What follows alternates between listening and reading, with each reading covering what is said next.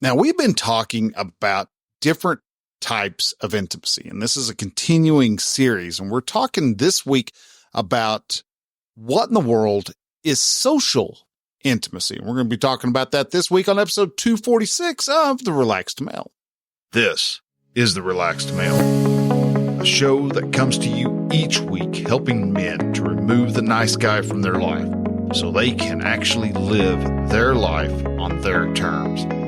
Join the host, certified coach Brian Goodwin, as he helps men step out of their heads and become free from the thoughts that bind them.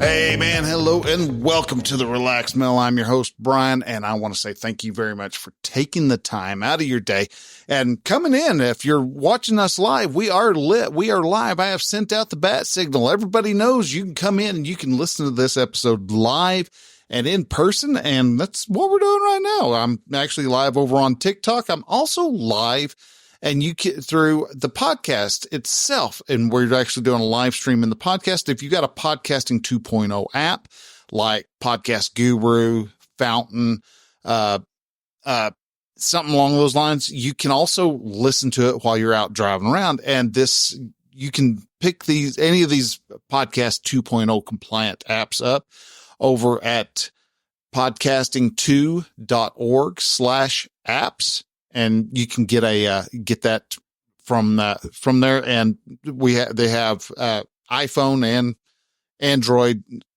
models around. So you're able to hear this show and others that are Podcasting 2.0 compliant at any time that you like. But now we're jumping into and talking about what I've been talking about for the past 4 or 5 weeks now, actually 4 weeks now, thinking back, about the 10 different types of intimacies there are out in the world. And it's kind of surprising because I figured, we had like emotional intimacy and physical intimacy, and pretty much that was it. And whenever I saw this article from Choose Therapy about 10 types of intimacy, it kind of blew my mind. I was like, what? And got to looking, and the 10 types of intimacy are physical, emotional, intellectual, spiritual, experiential, social, creative, conflict, intimacy, which sounds really weird. I can't wait till we get to there. And I get to look at that, aesthetic, and work intimacy. And I'm just right now not trying to claim that I am an expert on intimacies at all, but just wanting to kind of experience, go through, experience what these are about, see if maybe some of these might be, a little bit made up or not, but we're just kind of running through and checking these, kind of weighing them against the old BS filter and see, do they pass the sniff test? And so far, I kind of see where some of these are real. And the social intimacy is one of those that I never put a name to it. I just thought we always just kind of called it a connection. And that's what social intimacy is. If we boil it all the way down, that is you being able to have a friend. Your friends are your social intimacy. Because what they make it out to say is, if we look at the 10 types of intimacy that is put out by Choosing Therapy, they actually say that social intimacy is being able to be open, honest, and to confide with another person.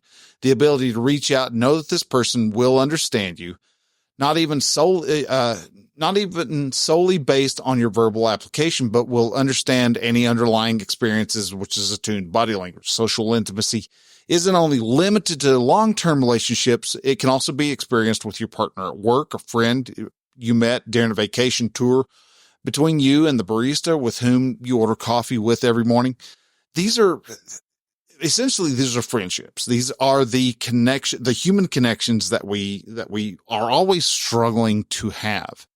And it's amazing when you sit back and actually look at and examine what social intimacy is, because it is probably the one skill that kids are born with inherently knowing. And then as we get older, we start to forget how to actually do that. The older you get, the fewer friends you have. And it's not because your friends all often die off. You stop feeding the friend relationship and going through the process of making sure that that relationship stays positive and strong. And that's sadly, a lot of it is because of how society runs today. Society loves to go through, communicate and talk through apps and through phones. And there's not as much face-to-face, one-on-one, hands-on types of relationships being built. Now, when you're married, you're going to you start off with the building that social intimacy.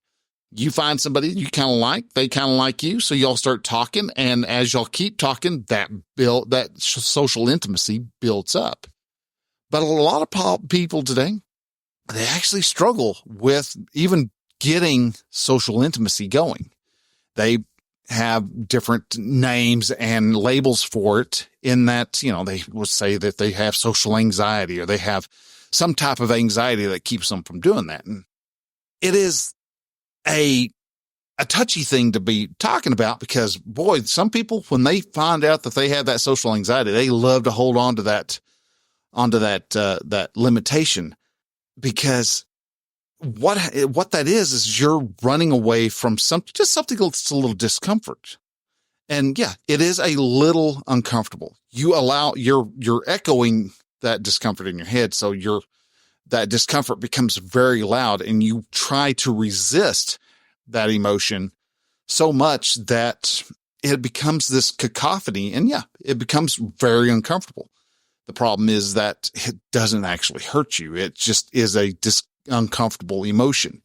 Your heart races and you may sweat and all that, but that's just, again, you fighting the fight or flight, emotion, reaction that your brain wants to produce.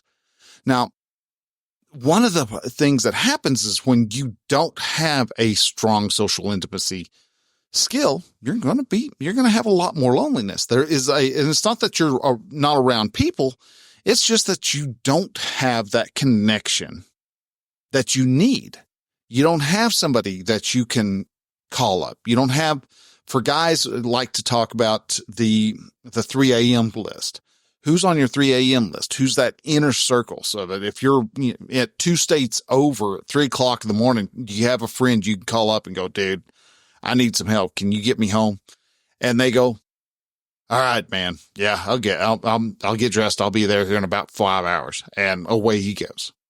We have those friends, and those friends are very dear to us. The problem is that many guys only have maybe one friend, one really freaking good friend. And that's something that I talk about often, in that men need their community pillar to be extra strong. If they want to improve their mind, improve their body, and improve their soul, they have to have that community, because that community is, as Jim Rohn says, you're going to be the average of the 5 people you spend the most intentional time with. Actually, he says just the most time with. But we do stuff intentionally over here at Relaxed Male. So you're intentionally living life with at least 5 people. The more, even better. You're going to lift yourself up. Rising tide lifts all boats, that type of stuff. When you're able to have a group of friends that you can turn to and you can talk with and you can open up about, this makes men better all around, because they're going to, when you align yourself with good, strong, masculine, noble men, they're going to be those guys who are just hell bent on helping you become the better man also. This is an effect of masculinity. When men show up, the other men help him. Now, we don't do it like how women do. Women, they like to do a lot of the talking with each other, and that does help. And men, we do often do a lot of talking. I've got another podcast that I do with a couple of friends, and we sit around and we talk for 3 hours at a time, once a week. We sit down, and it's called Two Grumpy Vets and a Dude, if you're interested. But that shows that you can have deep, meaningful conversations. And, but for guys, that deep, meaningful conversation doesn't have to be how you're feeling today. It can be, so would you watch the football game yesterday? Yeah. I personally, I'm not a big football person, but when guys are able to connect, they help each other just because they have that connection going on. That's one reason why young boys can sit there and punch each other in the nose a couple times and then pick themselves up off the ground, dust themselves off. And 5 minutes later, they got their arms around each other's neck, acting like it never happened, because to them, it's in the past. It doesn't matter. That ability to have the social intimacy. Yeah, you're going to have the fights and things like that.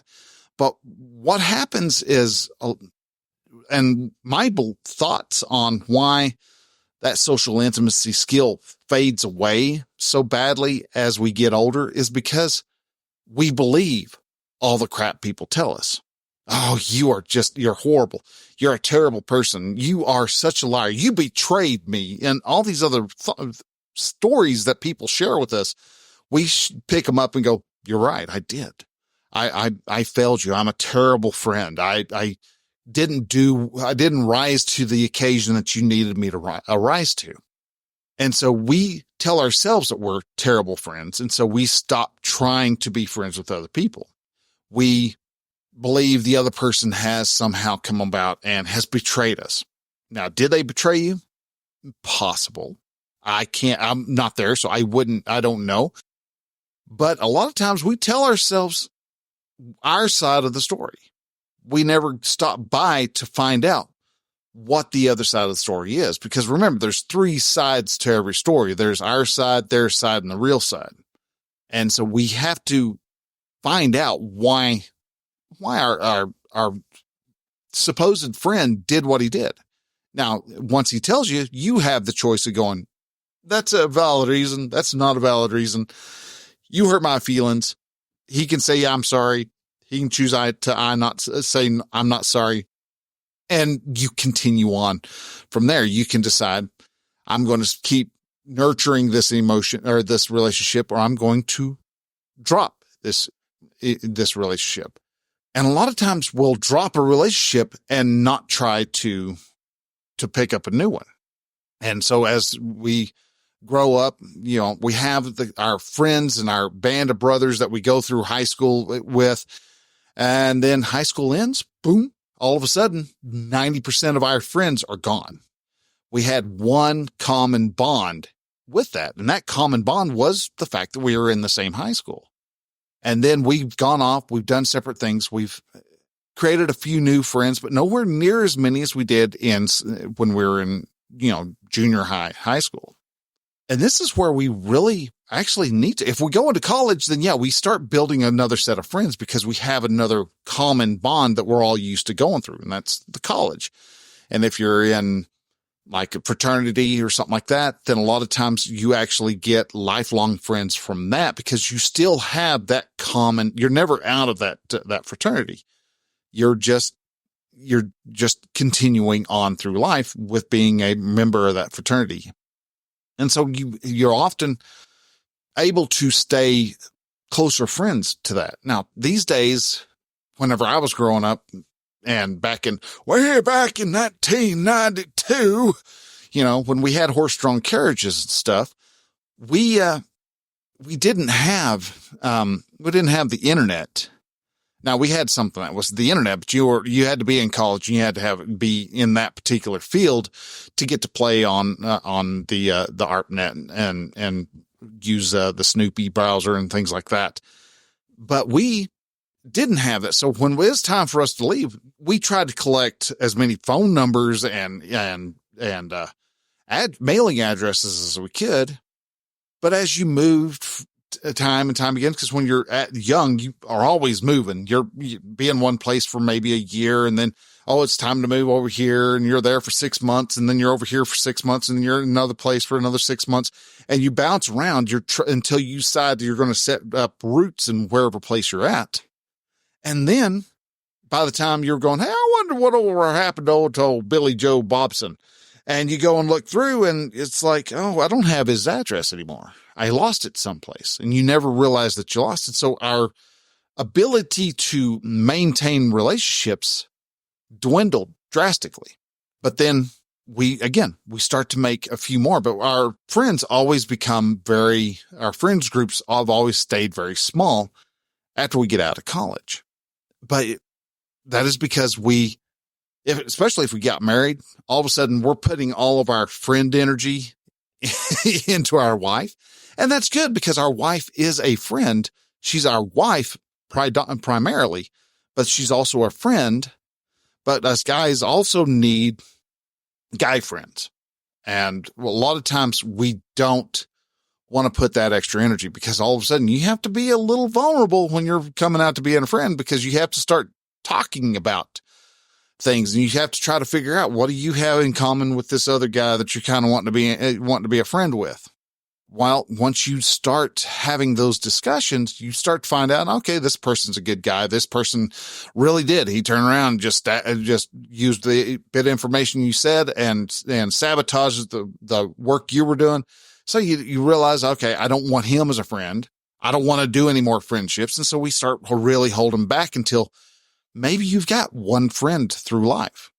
And that's good to have at least a friend, but it's better if you can get 6 to 10 friends, 6 to 10 of those really close friends that are needing to show up when you're in trouble, needing to be there to lift you up when you're at your wit's end. You're trying to get something going and it just is not wanting to work. So what do you do? How do you do that? That takes a lot of work, takes a lot of effort to be able to get to the point to where you're running a good band of brothers. And it takes a lot of effort and trial and error too, because we have those perceived betrayals. We have those ends of relationships, and then we put all our social intimacy power and energy into our marriage. And that works for a good deal of us until the marriage falls apart. And then we realize we don't have any friends. And that's where the loneliness really sets in, because we don't have any connection with somebody in common. So how do you go through the process of building your social intimacy? And this is something that is important for anybody and everybody who is walking around on earth today, because we have to have friends. We got to have friends. If you're running around going, I don't need friends, you are limiting yourself. You're limiting your potential. You're limiting your life. If you're running around going, I don't need to have a good friend to hold my back, you also are denying yourself all the fulfillment that you are seeking, whether you realize you're seeking that fulfillment or not. You're running away from the bumps of feel good times, and you're wandering around in that valley. Yeah, there's times that you're going to find a good peak of feel good because you succeeded on doing something all by yourself. But just how much more joy would that be if you were to actually take the time to share that good time with your friends and to have them celebrate with you? So to build social intimacy is going out and make a friend. Do that hard thing. That is probably the hardest thing us guys will ever be faced with. Whenever I'm talking with my clients and they're first starting, and we check and see where you're at on your man's community pillar, most of the time they're like, oh, well, I've got 2 good friends. All right. Well, the assignments you're sure going to have by the time we next come, within the next 2 weeks, is I want you to find a new friend. Doesn't have to be a great friend. Doesn't have to be a super awesome friend, but I want you to make a new friend. And to watch guys go, oh my gosh, what you want? I don't know how to, and our brain will just spin up and just go off in an overdrive going, these are all the reasons why you aren't going to be able to find a friend. Nobody wants to be a friend. And our brain will beat us up because our brain loves to play dirty. All right. loves to make sure to dig us down and keep us down so that we stay comfortable. You don't want comfort in your life. You want results. You want to step through the land of discomfort. That land of comfort and on the other side, what you want is separated by a very thin veil of fear and discomfort. The price it's going to take for you to get your dreams is that discomfort. And one of the easiest ways to experience discomfort and to understand that discomfort will not hurt you is to make a friend. How do you go about on making a friend, showing the friend that who you are and what you can do and to build the level of trust and intimacy that is needed to have this just acquaintance go from an acquaintance to a friend, to a good friend, to a really good friend, to inner circle 3 a.m. type of person. So do that. Now, some of the problems that we also have is especially when it comes to social intimacy with marriage, is that you have to continue to feed that social intimacy. Now, a lot of us will work on that social intimacy. It's called dating. We will date our fiance, our girlfriend, and from our girlfriend, we become the fiance. Our fiance becomes our wife, typical, progression through the steps. The problem that we have is shortly after we say, I do, we have that little honeymoon period. It's all great and wonderful. And then life kicks in. And so we do life. We have kids, and all of a sudden we have kids and life and bills and mortgage payments and everything else that comes stomping around. And we stop dating our girlfriend. We stop dating our fiance. We stop dating our wife. And so our level of social intimacy with our wife starts to drop, starts to fall. And all of a sudden, instead of having this hot babe in bed with us, she shows up to bed with, in sweatpants and a sweatshirt and 4 other layers of clothing because, she's cold all the time and you're sitting here sweating in your underwear and you wonder why there's no intimacy there, why there's no connection. All of a sudden you find yourself wandering into the world of the roommate syndrome. And you've got a great roommate. Y'all can pay the bills like nobody's business, but there is no spark. The sex happens on rare occasions. Maybe you're on the lucky side and it's once a week. Maybe you're on the normal, about the average of everybody else, and it may be about once a month. That is where we have to take the time to step back and stop going, all right, let's, what's keeping us from having the joy that we want? What's keeping us from enjoying the life and the marriage that we're craving for? And that is, we have to step into developing and regrowing our social intimacy. And the way you do that is actually not hard. It's a challenge. It's nowhere. It's as challenging as going out and making a new friend. But this time you're taking somebody that you know and somebody that y'all had some fights with. You've had some arguments. You've had hurt feelings. Y'all accused each other of different things at different times. And so there's a lot of damage that's been done to the social intimacy register that you have. So how do you rebuild the social intimacy with your wife? You start by asking questions. That's always the answer. If you're wanting to grow in any type of intimacy, it starts with the questions. You get to understand your wife. Don't worry about you.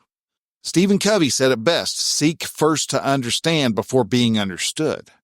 So if she's angry and you finally get her to talk about it, you don't go, well, you're wrong. That's not what I meant. It's like, okay, why did you think that I said that? Have the discussions. And if you're wondering, if you're just trying to build intimacy and you're trying to have a discussion and you're not sure what to talk about, because a lot of times we'll get around and was like, well, what do we want to talk about? I don't know. And the only thing us guys are thinking of is, well, I could ask her about sex, and let's bring up, but we beat ourselves back on that whole thought of having sex. We deny ourselves even that very thought, because, well, we don't want her to think we're just some sex crazed maniac. Well, she's lived with you for 10 years. She knows you're a sex crazed maniac. She just doesn't have the level of intimacy going on that she wants to reciprocate that sex crazed maniac energy. And so I have a list. You can go over to the show notes, and there'll be a link to that will allow you to start getting curious. There's 800 questions about everything and anything you could possibly think of, and have a good discussion with your wife. You can start off with just asking one question, and then from there, ask another question that pertains to what her answer is. And keep asking those questions, because eventually what's going to happen is she's going to go, okay, well, what about you? And then you have the chance to be able to reply. But you don't shoot her thoughts down. You just accept her thoughts for being her thoughts. And that's all they are. That's just her thoughts. You have your own thoughts. And so you get to start having those discussions, and you start opening up the different little hidden rooms that your wife's mind has. And you start discovering, I've had a lot of fascinating discoveries come about with my wife within the last year, of me just making sure I get curious about something I did that ended up pissing her off. That's one of the biggest points. If you can accept the fact that, yeah, she is going to yell and scream and call you some ugly names, and you don't take it personally, guess what she's going to do? If you don't run off and hide, and you just stay there and just kind of take it like a man, you find that you can start asking questions, and you can come to understand why she felt the way she did. And a lot of times it's because she was afraid at some time in her life that something bad was going to happen. And you, in your actions, just brought that fear back. It's that simple. And it's not that you're going to ever get rid of that fear. And it's not that you even have to tiptoe around that fear. But the fact that you are now able to understand where she's coming from allows for the connection to come together. Because, yeah, you're going to have fights. You're going to have arguments. You're going to be yelling and screaming at each other from time to time. And that's fine, because when it's done and it's over with, come back together and start reconnecting. And that's when you start having the repair that you want, that better connection, the better understanding, the better intimacy of physical intimacy and emotional intimacy. Because when you come together and you start repairing, that's what you're repairing, is the emotional intimacy. You need the emotional intimacy to understand, to be able to get to the point where you get the physical intimacy. But also part of it is the intellectual and the spiritual and the experiences that you have in your life. Understand your wife's experiences, understand and let her have the opportunity to understand your experiences. So you're sharing your life with her. And one of the biggest things you can do is just, if you're scared to take a step, accept that you're scared, do it scared, and go on. Are you going to mess it up? More than likely. Yeah. You're going to screw it up big time, especially the first 3 times you try. And that's because you've not ever done it before. Did you start riding a bike perfectly the moment you started riding a bike? No, you've probably pushed off and fell over. You probably got a scraped knees, a couple scraped knees, a couple scraped elbows, maybe even chipped a tooth. Got a road rash scar on your forehead, when you meet crayoned across the, after trying to do a jump. We do that. All right. You fail so that you get better. And so you get back up onto that horse, and you keep going. And that's when life gets good, life gets better, and your relationship becomes stronger, because you have taken the time to be uncomfortable. You've taken the time to come to a better understanding. And with that, you end up finding that your life is so much better for it. And that's what I'm wanting to help you with. And if you are struggling with that in any way, or you want to have a better relationship in your life, I actually encourage you to go to relaxedmale.com/lovebirds. And that's all one word, no spaces or hyphens or anything like that. Just go there and set up a time. We'll see how well we can work together. We can see if I can assist you on taking you to that better level, the level of relationship that you are craving, helping you change your mind and change how you look at what your relationship is, so that you can actually see that your wife, that beautiful woman who was just ravenous in bed, is actually still there underneath those 4 layers of clothes. She is there wanting you to show up, because you're not actually showing up anymore either.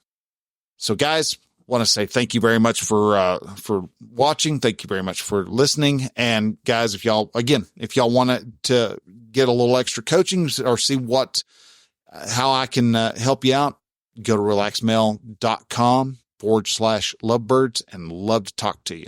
So guys, with that, I want to say thanks very much for listening, and I will talk to y'all next week. Till then, bye.